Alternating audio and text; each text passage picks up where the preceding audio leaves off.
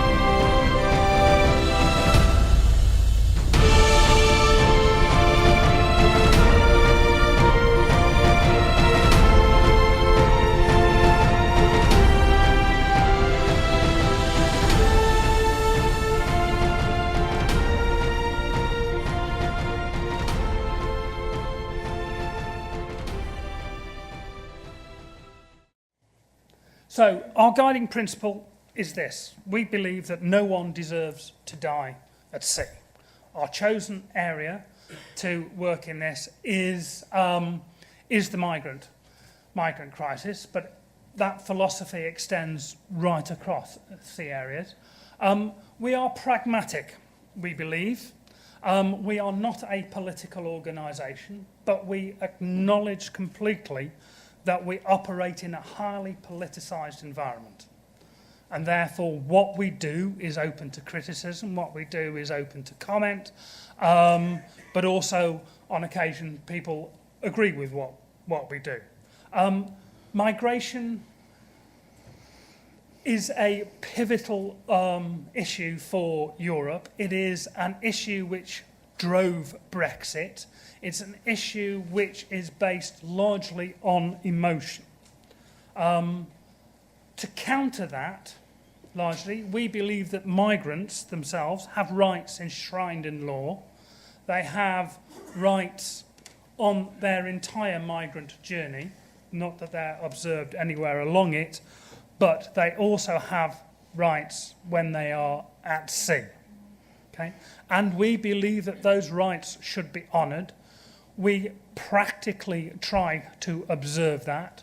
When people come on board, even though we're moving through people quite quickly, because quite often we have to get them off boats quite quickly, we are attempting to treat people with a certain amount of dignity and a certain amount of care. As the last speaker said, we're treating them as, sometimes for the first time in years, as human beings. Okay? We also believe, politically, that there is no border or force control solution to the migrant crisis as it currently stands.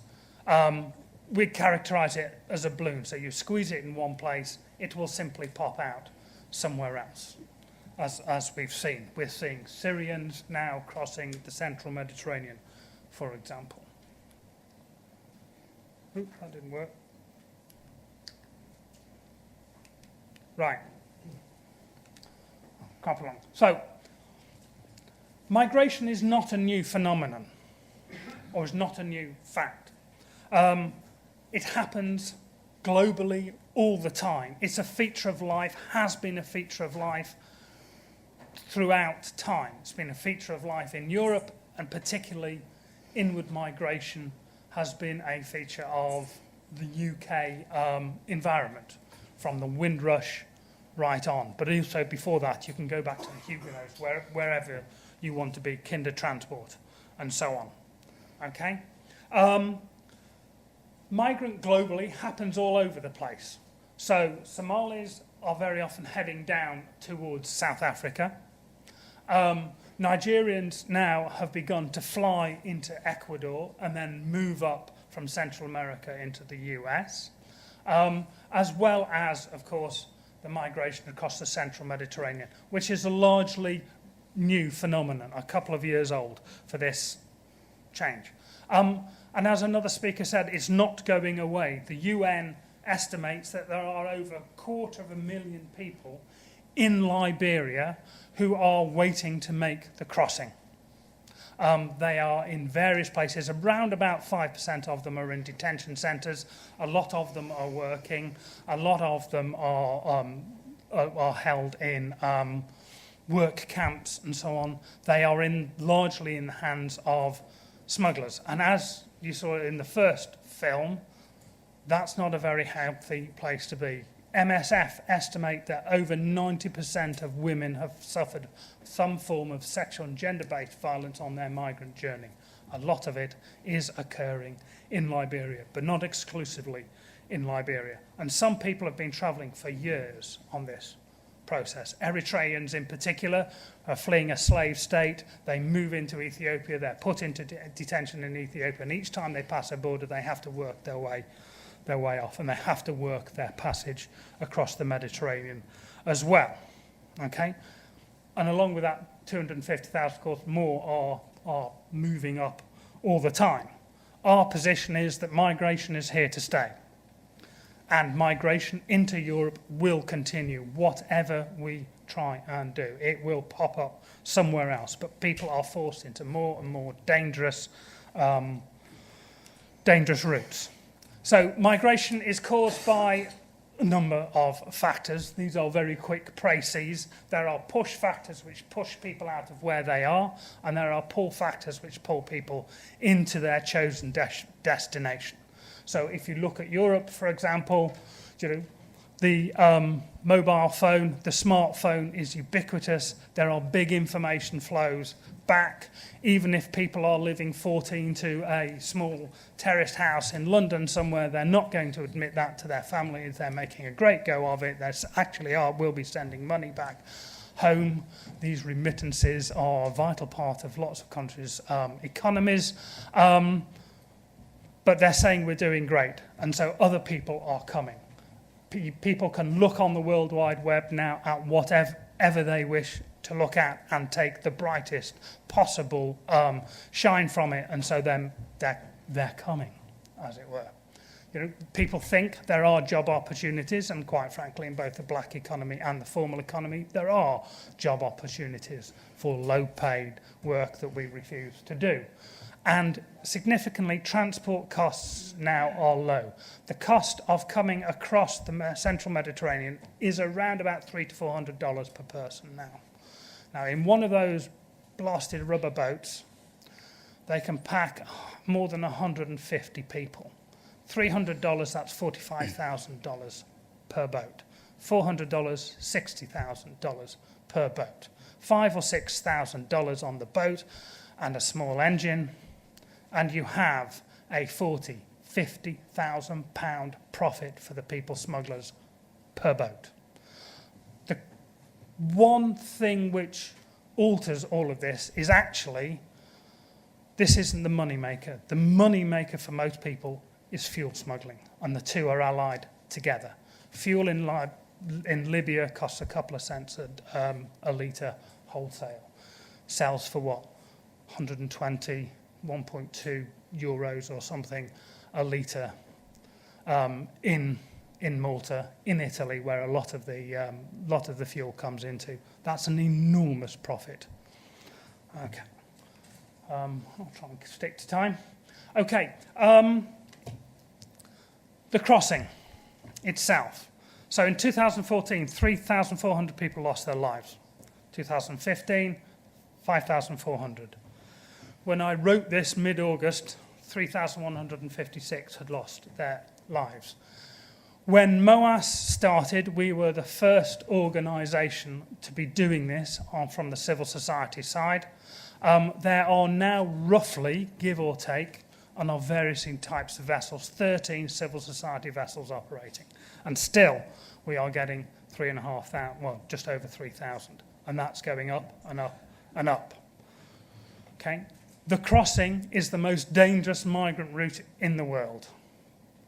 Roughly, 1% of people who attempt the crossing die in the summer, 2% of the people who try the crossing in the winter, later autumn months, die. But people are still willing to take that risk. So there's lots of drivers on this. So just to emphasise that point, there was an awful week in May where 13,000 people were saved, but 1,000 people lost their lives. A couple of very high-profile capsizes there.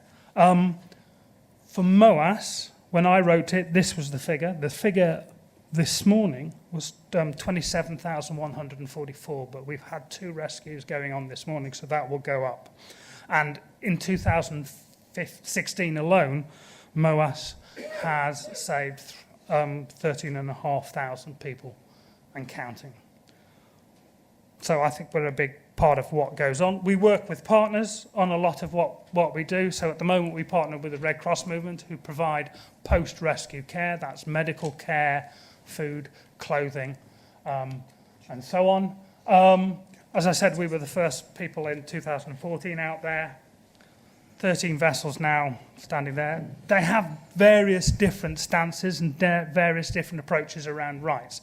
MSF, Médecins Sans Frontières, are the most vociferous. We're not quite so heavy in that. We're a small organisation. We don't have the same voice, but we are beginning to read it. We believe we ought to be filling a gap in the search and rescue provision, but we are very clearly not the solution. Okay. And we're widening our remit and developing our voice, hence we're speaking at conferences like this. We're talking much more about rights, and we're stepping much more into that process. Our worry is that as governments try to take over the process, they don't involve themselves in search particularly. They are more involved in rescue once rescues are underway, and that they will come at it from a border control, an interception and return process. That is not what we think is right. People, once they are across the international border, out of territorial waters, they have crossed a border, they have a right to seek asylum. What happens after they seek asylum is up to the asylum system, if you like. Okay? We are driven by our stance around human rights, around saving lives at sea. I've been a humanitarian since the mid-80s, 30-odd years. I started with the Rwandese crisis, the genocide in Rwanda. I was part of the Ebola responses and many things in between. But we also think there's a legal position. We have a legal right and a legal duty to save lives, particularly when we're out there engaged in search and rescue activities. These are some of the legal statutes we work under. The Humanitarian Charter may be one you're not that familiar with. That is around the right to life and the right to life with dignity at its heart. It's not an international legal document, but it is a source document for a lot of international legal statutes. And the bottom word there is protection. For me, people are allowed to protection, and we don't provide protection to people en masse or to vulnerable groups within the migrant population as they move across, particularly women and particularly children. They move from smugglers on one side, slip through the asylum system in Italy and go back into smugglers' arms in Italy and in Europe. Okay. Looking at the migrants' legal basis, migrants do actually have a right to leave a country.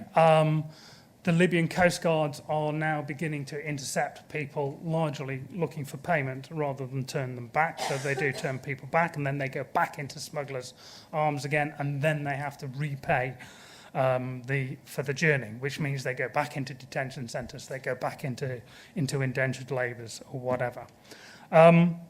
We call for a political settlement. We don't define that political settlement.